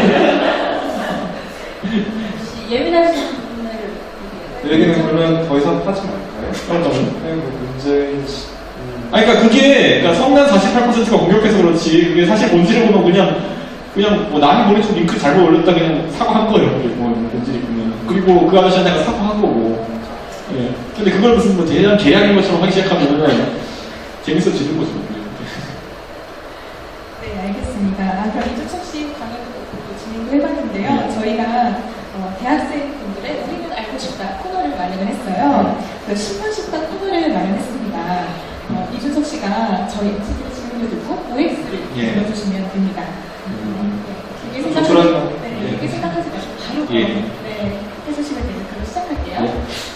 나는 글로벌 엄친하다. 나에게 정치는 인생에 있어서 꼭 가야 할 길이다. 이건 나는. 대학생들에게 창업을 적극적으로 권유하고 싶다. 나에게 슬럼프가 있었다. 나의 소주 주량은 소주 2병이다. 나도 가끔 훌쩍 떠나고 싶다는 생각이 들 때가 있다. 왜 떠나요? 그 정신 안 떠나니까. 나는 운이 좋은 사람이다. 이건 근데 거의 요즘 캐논 보니까 전체가 지금. 난 여자에게 매달려 본 적이 있다. 이건 오늘 보니까 3번 매달리면 이제 경범죄라면서요. 네. 오늘부터 3번 여자한테 고백해도 차이는 경범죄예요. 스토킹으로 처벌돼요. 네, 여자가 신고하면. 실패는 성공의 어머니. 즐겨보는 예능 프로가 있다. 네, 잘 봤습니다. 근데 나는 여자한테 매달려 본 적이 있다고. 아까 말했던 강산동에 있던 제 여자친구가 한 명이신가요? 그 외에도 한 명 더 있었어요. 네. 그 2명밖에 없지 않아요?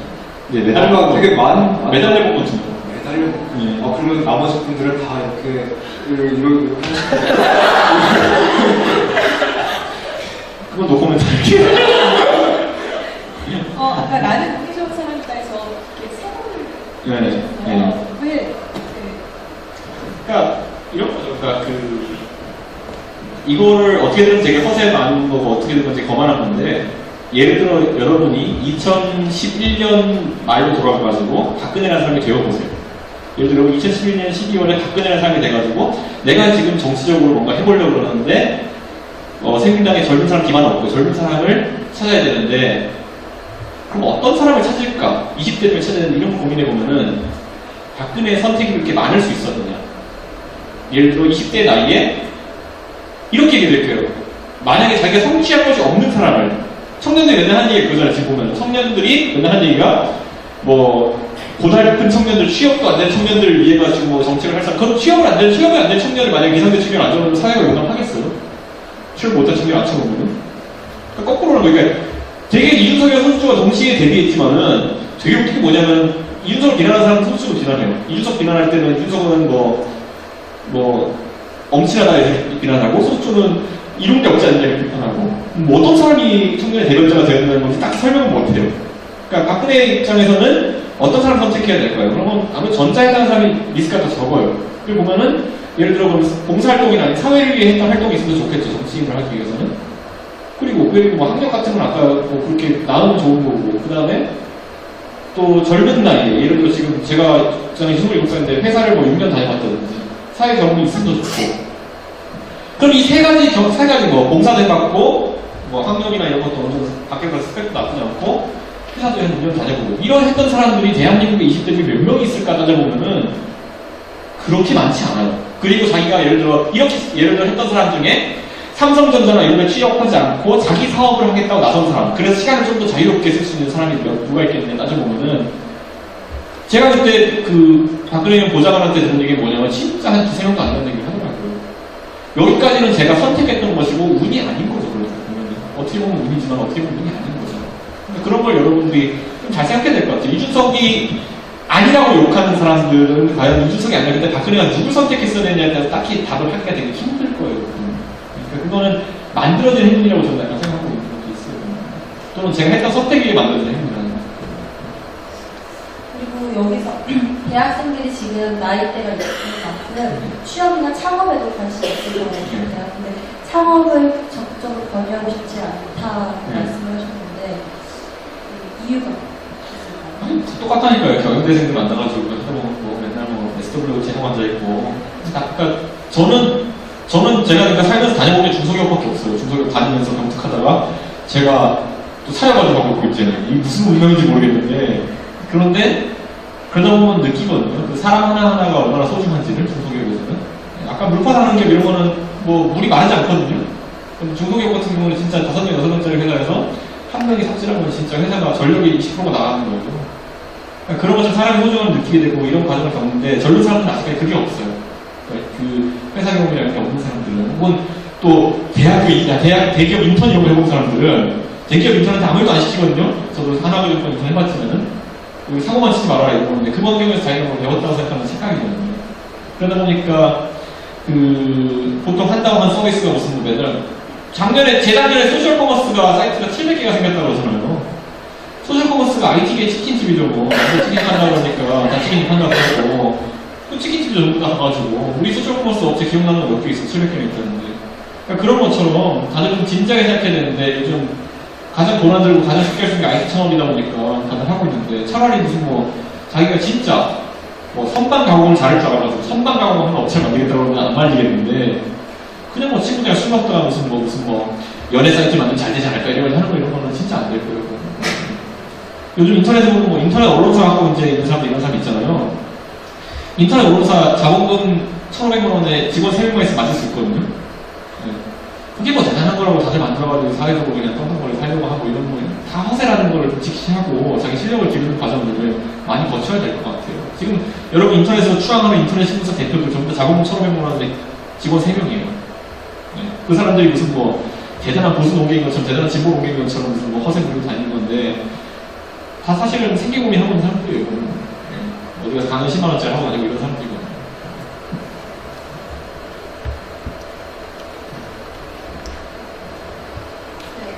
왜 이렇게 끌어지지? 좀 현실적인 얘기 같아요. 네. 아무래도 창업을 하셨고 거기에서 겪는 어려움들이 있으니까 이런 조언 줄 수 있어요. 창업하다 보면 가장 한심한 놈들이 창업해보지도 않고 아니면 자기도 100원도 안 벌어보고 난감으로 이제 뜬 놈들이 창업하는 거 공격하는 거거든요. 예를 들어 우리회사 공격하는 분도 있어요. 보면은 뭐 유료회사는 없었네 이러면서 아니 근데 실제로 유료회사인지 아닌지 아무나 알 거 아니에요. 아무도 않고 인터넷에서 무슨 홈페이지가 다운된다니 이런 걸로 이제 막 공격하고 이러거든요. 그거야 우리가 홈페이지로 장사하는 거 아니면 홈페이지 다운시킬 수도 있는 거고 본건데 그거 뭐 그러니까 그런 제가 이제 정치인 했었기 때문에 정치적인 거로 공격하는 사람도 있잖아요.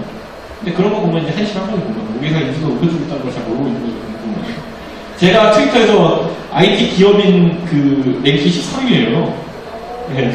IT 기업인 우리 회사는 IT 기업인 13위가 아니거든요. 그런 놈들 덕분에 우리 회사 인지도가 높아지고 있는 거예요. 그러니까 우리 회사가 제대로 제품만 내놓으면 인지도 높기 때문에 우리가 성공하는 거예요. 그러면요. 그런데 반대로 젊은 사람들이 창업하면 거꾸로의 경우가 많거든요. 정말 제대로 된 제품 만들어 놓고도 인지도가 낮아 성공하지 못하는 경우가 있거든요. 맨날 주구장창 무슨 뭐 빅뉴스 이런 데 우리 까내니까 우리 인지도가 높아지는 거죠. 그럼 아까 OX 퀴즈 중에 즐겨보는 예능 프로가 있다 해서 X를 고르셨어요. 저는 예능 프로 공중파에서 보는 거 예능 프로 거의 안 보고 사극만 보는 것 같아요. 아까 그분 제 영감기가 약간 있는 것 같아가지고 사극 되게 좋아해서 옛날에 막 예전에 여자친구랑 사귈 때 왜 잘 안 나 생각해보면 맨날 무슨 뭐 데이트 코스하고 무슨 뭐 불멸의 이순신 촬영장 뭐 이런 데서 같아가지고 어떻게 바람둥이셨을까요? 네? 아 근데 은근히 그게 여기 여자분들 되게 입 가리고 지금 막 비웃으시는데 불멸의 이순신 촬영장 이런 데 가면 되게 멋있어요. 예. 혼자만 보셨어요? 근데 그때 제가 약간 간과했던 게 뭐냐면 그때는 차가 없었거든요. 근데 그거를 막 무슨 뭐 KTX 타고 가가지고 무슨 시외버스 타고 촬영을 가려고 하니까 그게 죽을 노릇이었던 것 같아요. 근데 요즘은 이제 차 생기고 오면 가기 괜찮은 곳이에요. 참고하겠습니다. 식도락까지 얹어가지고 가면 굉장히 괜찮아요. 제가 선거하겠습니다. 불멸의 이순신. 자, 그럼 우리 좀 생뚱맞지만 미래로의 여행을 한번 떠나볼까요? 네. 네, 미래로의 여행 페이스북에 이제 올라와 있는 댓글들, 네. 댓글 질문과 고민으로 한번 채워보겠습니다. 네. 일명 페이스북 톡인데요.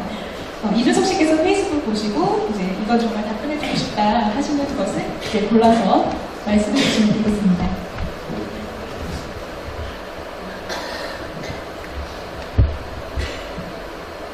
창업 부분 했고 여가 시간에 뭘 하세요? 인스타 많이 하고 있고요.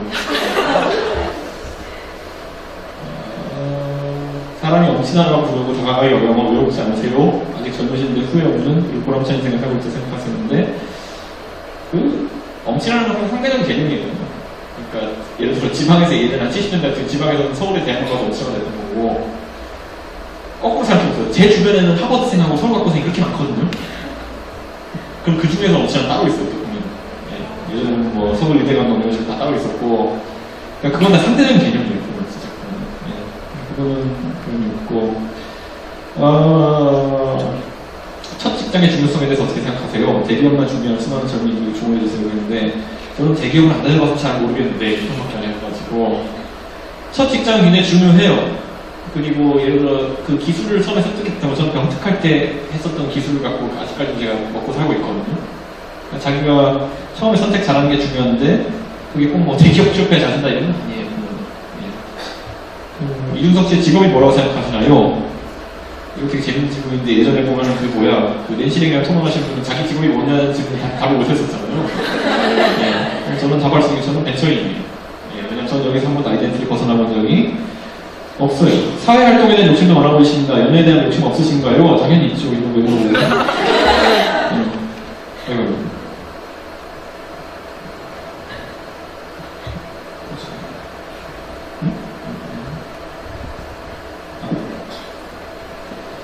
원래 정치인을 생각하지 않고 다니셨다고 하는데 정치에 뛰어들고 싶게 된 계기는 무엇인가요? 박근혜가 와서 그렇고 지금도 계속 하고 계신 이유가 궁금하고 앞으로 계속 정치를 하실 건지 아니면 다른 일을 하실 건지 그 이유도 궁금합니다. 이거 제가 지금 정치를 안 하고 있는 거예요 지금 이게. 그러니까 제가 지금 뭐 노원병에 이름 나오고 이런 거는 제가 따라가면서 계속 나올 거고요. 그거는 어디 선거 있을 때마다. 왜냐면 새누리당이 앞으로 10년 동안 철학명이 발굴될 일은 없거든요.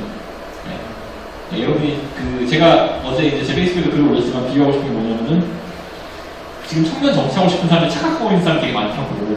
새누리당에서 어떻게든 비비고 있으면은 이준석같이 되지 않을까라는 착각하고 있는 사람들이 있는데 거꾸로라고. 이거는 정치라는 건 장이 설 때 가서 장사를 해야 되는 거라고. 네, 5일장이 설 때 가서 장사를 해야 되는 거지 아무도 없는데 가가지고 손님도 없는데 가가지고 혼자 뭐 좌판이고 열심히 한다고 되는 게 아니에요. 그거는. 선거 이미 작년에 큰 장이 2번 섰거든요.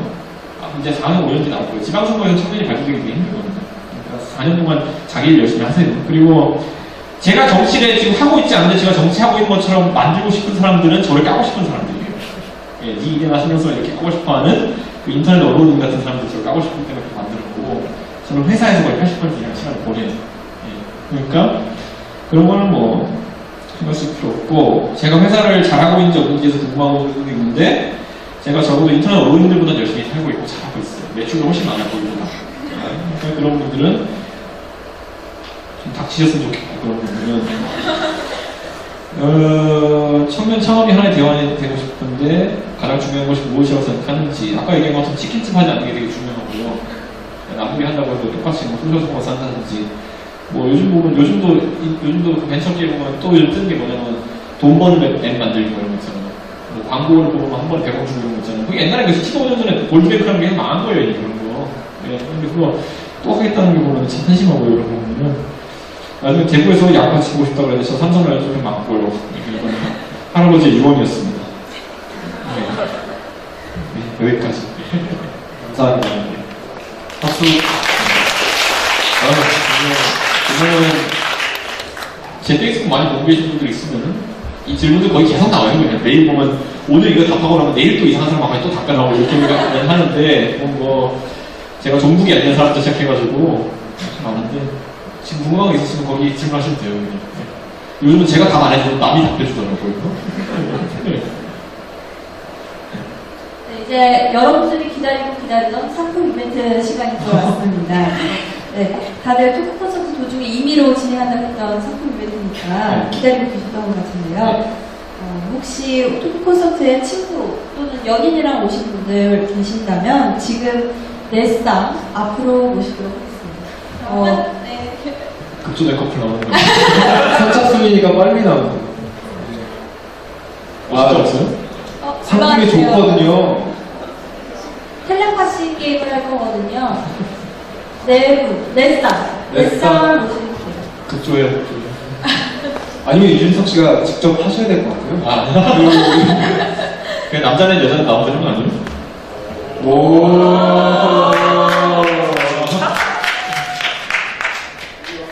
지금 아직 한 쌍밖에 안 나오셨는데. 네, 친구분들과 예. 함께 나오시면 저희가 부담하지 마시고 그냥 나오시면 될 네, 것 같아요. 좋은 상품 드리겠습니다. 내 책이 우려 걸리겠지. 그냥 이분들 드릴까요? 그냥 상품? 이준석 씨 오셔놓고 이거 뭐 하시죠? 오, 진짜 없네. 진짜. 나오시면 왜 나오세요? 친구분들 남남 커플도 되고 네, 여영 커플도 됩니다. 저희 두 분, 저희 지금, 예. 저희 굉장히 하고 싶어 하시는 것 같은데. 간단한 게임이니까요. 그냥 내려오시면 될 것 같아요. 여러분 박수 다시 크게 한번 드릴까요? 올려서 나오면 마지막 이제 한 쌍 남았습니다. 없으실까요? 정말 이렇게 저희 대한민국 청년들이 정말 자신감이. 그러면 새 쌍으로 네, 하도록 하겠습니다. 그냥 진행해야 되나요? 네. 자, 그러면 무대 위에 올라오신 분들은 모두 이쪽으로 오셔서, 예, 이쪽으로 오실 겁니다. 이쪽으로 오셔서, 자, 예, 저를 가리지 마시고요. 예. 그렇다고 이렇게 뻥 뚫리지 마시고요. 이렇게 일렬로 쭉 서주세요. 앞을 보고 일렬로 서주세요. 예, 진짜 게임은 굉장히 간단합니다. 네, 이준석 씨께서 단어를 내주실 거예요. 그러면 그 단어 떠오르는 모습을 행동으로 해주시면 돼요. 그죠? 다들 모르시나요? 네, 예능 프로 안 보시나요? 예. 그 같은 포즈를 취하신 분들은 그냥 남으시면 되고 다른 포즈 취하시면 안타깝지만 그냥 들어가시면 됩니다. 예. 그런 굉장히 잔인하고 간단한 게임입니다. 예. 이름하여 일심동체 텔레파시 게임. 그런데 그렇죠. 내려오고 계십니다. 예. 반갑습니다. 박수 네. 부탁드릴게요. 감사합니다. 네. 내려오시면서 다 들으셨죠? 저 리플레이 안 하겠습니다. 예. 쉬운 거부터 한번 읽어봐 주시겠어요? 자, 이준석 씨, 그러면 다 어려울 것 같은데. 시작해주세요. 여러분 준비하세요. 김연아. 하나, 둘, 셋. 아, 잘 안 들리시면 김연아. 예. 김연아네. 김연아 씨입니다. 자, 그냥 다음 걸로 넘어가시죠. 네. 그것처럼 무한도전? 하나, 둘, 셋. 네. 오, 전원 맞추셨나요? 네, 그렇죠. 오, 네, 좋습니다. 화장실. 하나, 둘, 셋. 아, 뭔가요? 저분 서서 네. 뭐 하시는 거예요? 너무 노골적이셨는데요? 네, 들어가시면 되겠습니다. 감사합니다. 네. 맛있습니다. 네, 이쪽으로 앞으로 중앙으로 이렇게 모여주시고요. 네, 그 다음 거 진행해주세요. 이거 특정 커뮤니티 사이트 사람들이 좋아할 것 같은데. 번지 점프. 하나, 둘, 셋.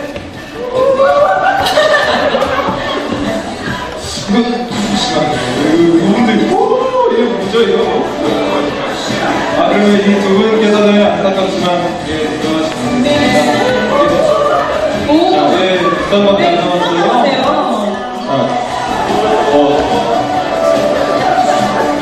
이거 좀 어렵습니다. 군인. 하나, 둘, 셋. 이야, 정말 많은데요? 태권도. 태권도. 하나, 둘, 셋. 아쉽지만, 네, 아쉽습니다. 예, 감사합니다. 네, 한번 중앙으로 모셔볼게요. 네, 아, 두 분, 연인이신 거예요? 아, 진짜요? 네, 연인 웬분이시죠? 네, 1등 하셨는데 소감이 어떠세요? 정말 기쁘고요. 오늘 아프고 어머님, 아버님, 저희 옆집 동네 미용실 아주머니 정말 감사드리고 보고 싶습니다. 네. 반갑습니다. 이준석 씨도 감사합니다. 네, 저희가 상품 드릴게요. 네, 이준석 씨께서 직접 전달해 주시면 되게 얇은데요?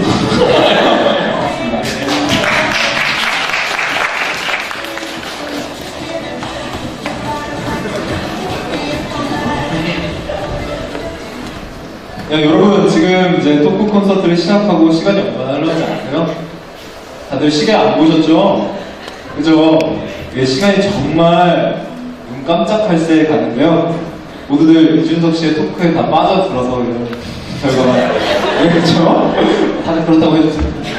슬퍼하시네. 예. 아쉽지만 이제 토크 콘서트를 마무리 지어야 할 시간이에요. 예, 이준석 씨 오늘 이 토크 콘서트 어떠셨나요? 이거보다 더 원래 저는 캐주얼하게 만나는 자리를 많이 만들어요. 보면은 제가 보통 금요일 저녁이나 아니면은 목요일 저녁에 회사 강남역인데 회사에 있다 갑자기 오늘 맥주가 땡긴다라고 하면 갑자기 막 이제 한 30명짜리 모임 만들어주고 이렇게 하거든요. 네. 그러니까 그 페이스북에서 관찰하고 계시면은 가끔 돌발 장소들을 막 지목할 거예요. 네, 그래가지고 저희도 나왔어요. 예, 나와도 돼요. 사주시는.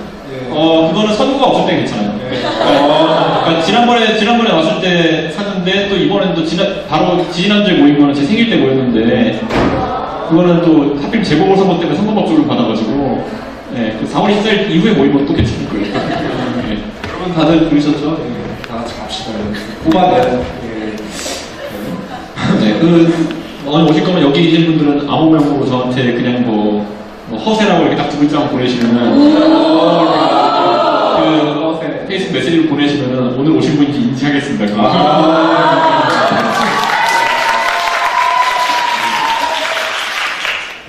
네, 자, 이제 정말 토크 콘서트의 마지막 코너입니다. 저희가 이준석 씨에게 땡땡이란 코너를 마련했는데요. 제가 먼저 시작해보도록 하겠습니다. 이준석 씨에게 29이란? 호흡수란? 결혼. 숨겨둔 여자가 있으신 거예요? 아니 저는 제가 병특 끝날 때 저희 병특하던 회사의 부사장님이 43세 결혼하셨거든요. 제가 맨날 부사장님 놀렸던 게 뭐냐면 부사장님은 그 애가 대학교 환갑이시라고 국민연금으로 대학 등록 내시라고 이렇게 놀렸거든요. 그런데 이제 그게 저한테 현실이 나오는 것 같아가지고 무서워지고 있어요. 그거는. 그래서 네, 저는 제가 지금쯤 결혼해서 애가 들릴 줄 알았어요. 네. 왜냐면 제가 병특했기 때문에 제가 3년 전에 병특 끝났을 때 저는 그때쯤이면 결혼할 수 있겠지라고 생각했는데 생각보니 못하겠더라고요. 사람이기나. 이게 저희가 알고 있는 결혼이 현실이죠. 현실. 네, 알겠습니다. 그러면 이준석 씨에게 토크 콘서트란?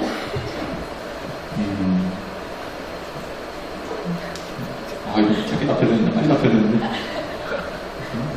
그냥, 외유? 네. 요즘 그런 방송도 돌아다니고 이러면서, 방송 이런 거 가면 좀, 사람 버려요, 방송 가면. 왜냐면, 그냥 가장 많이 듣는 얘기가 이거예요. 다시 찍을게 하면서 이제 사람의 진실된 모습이나 이런 게 잘 안 나오거든요. 또는 오히려 거꾸로는 진실된 모습을 날조해서 해야지 방송이 되는 사람도 있어요. 김구라 씨 같은 경우에. 제가 보면서 느꼈어요.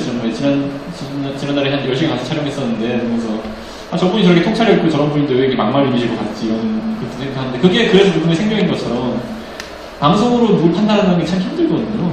그리고 근데 제가 요즘 뭐 방송 진행도 제가 몇 개 하고 저 출연도 많이 하고 이러니까 그게 가끔 그리울 때가 있어요. 사람 만나가지고 진짜 진지하게 얘기하는. 그래서 그것 때문에 찾아온 것 같아요. 네, 그럼 마지막으로 질문 드릴게요. 이준석 씨에게 행복이란? 3위일체? 이렇게 얘기하고 싶은데 왜냐면 제가 중학생 때죠. 제가 참 어린 나이 이런 생각하기 참 진짜 애들인 것 같은데 중학교 때 제가 고등학교 들어가기 전에 서울과학고등학교 들어가기 전에 서울과학고등학교 뒤에 보면 해화동 혹시 성균관대 다니는 분이 있으면 아실 텐데 해화동 뒤에 보면 그 왕돈가스집이 되게 많아요. 네, 되게 유명한 집인데 중학교 2학년 때가 엄마가 가족들이랑 같이 가서 그 왕돈가스집에 가면 2층에 앉으면 서울과학고가 내려다 보이는데 넌 나중에 네가 커서 뭘 하고 싶니? 그래서 제가 거기서 뭐라고 대답했냐면 첫째로는 남들이 날 무시하지 않을 만큼의 공부를 했으면 좋겠고 네. 두 번째로는 돈 때문에 남한테 굽히지 않을 만큼 돈을 벌었으면 좋겠고 그리고 다른 사람에게 나중에 눈 돌리면서 바람피지 않을 정도로 행복한 경험을 했으면 좋겠다. 이 세 가지인데 요 세 가지 중에 내가 몇 개를 이뤘나 생각해보면 지금 그 학력은 어떻게 보면 잃었다고 그냥 거만하게 그냥 이룰 수 있고 그 다음에 돈도 그냥 한 중간 정도까지 이룬 것 같아요. 보면 지금 멘트 하면서 이렇게 그러면 세 번째가 가장 어렵다고 느껴서 3일째 이루는 게 행복일 것 같아요. 됐습니다. 네, 3일째. 깨달아야겠죠. 그죠? 누가 아니겠어요. 누가 솔직히 결혼 잘하고 돈 많이 벌고 이렇게 뭐 남한테 남부럽지 않게 살 수 있으면 누구나 행복하겠죠. 여러분 다들 들으셨나요? 행복이 어떤지? 네. 알겠습니다.